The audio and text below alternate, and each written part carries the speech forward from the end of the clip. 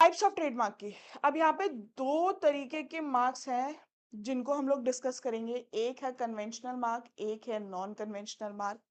लेकिन उससे पहले हमें सेक्शन 2 जो हमारे 1990 एक्ट का है, 1999 एक्ट का, उसके 1 ZB की बात करनी है हमको कि एक्चुअली वो ट्रेडमार्क के बारे में क्या कहता है।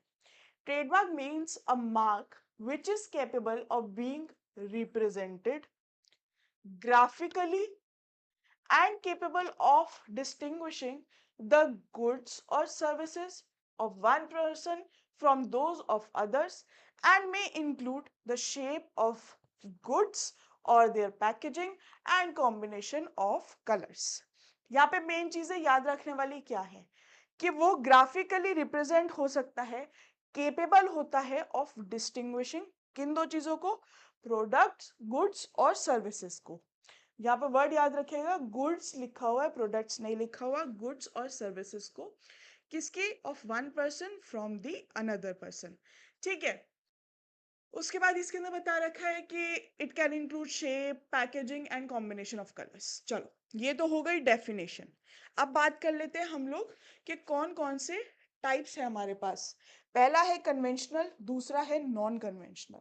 कन्वेंशनल जो कि हमें डेफिनेशन में ऑलरेडी दिया गया है, हमको पता है ये वाले एग्जिस्ट करते हैं। So conventional marks are the marks which are more popular, generally identified. Rather, non-conventional trademarks are those marks which are being developed every single day. ये जनरली अभी तक यूज नहीं हुए हैं, सिर्फ इनको इन्वेंट करा गया है, इनके एग्जाम्पल्स भी अभी तक हमारे पास नहीं आए हैं, लेकिन इनको बता दिया गया है क्योंकि फ्यूचर में ऐसी पॉसिबिलिटी है कि हो सकता है ये कैटेगरी भी रजिस्ट्रेबल हो, क्योंकि एआई डेवलप हो रहा है। तो एआई के साथ साथ टेक्नोलॉजी भी डेवलप हो रही है और टेक्नोलॉजी हैज नो लिमिट्स, इसलिए नॉन कन्वेंशनल ट्रेडमार्क्स है। कन्वेंशनल के लिए हमारे पास प्रोडक्ट है, सर्विसेज है, कलेक्टिव मार्क है और हमारा सर्टिफिकेशन मार्क है। ये चार मेन मार्क्स है। प्रोडक्ट मार्क के अंडर ही हम लोग 3-4 कैटेगरीज और पढ़ेंगे और उसके बाद बाकी सारे यहाँ पर हैं।